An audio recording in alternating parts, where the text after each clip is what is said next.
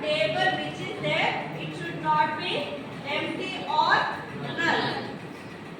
In this table, EMP ID, it is having 3 rows perfectly. Coming to the 4th row, it is a null. So it will not accept.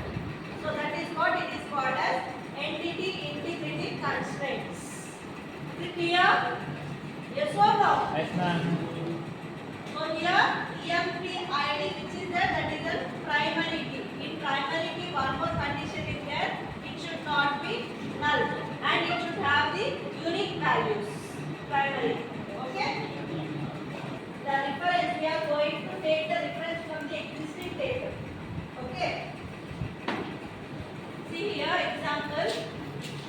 Table 1 is there, which consists of EMP name, age, and number, department number. First row, EMP name 1, name as Jack, age as 20, department number 11. Okay, see here. 1, 2, 3 columns are there, rows are there. Here, primary key is, what is primary key here?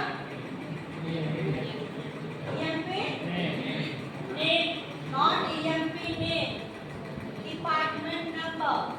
Okay, department number. Why? Because EMP name has many multiple names.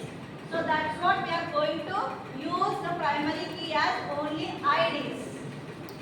Okay, only numbers. Department number as primary key here. So primary key D number is nothing but department number. So which is we created the other table as D location. From this we are going to take the, from this table we are going to take as reference. Is it clear? Yes or no? We are going to create new table, that is D location, from which we are taking reference from previous table. Okay, that is what primary key here. Is it clear?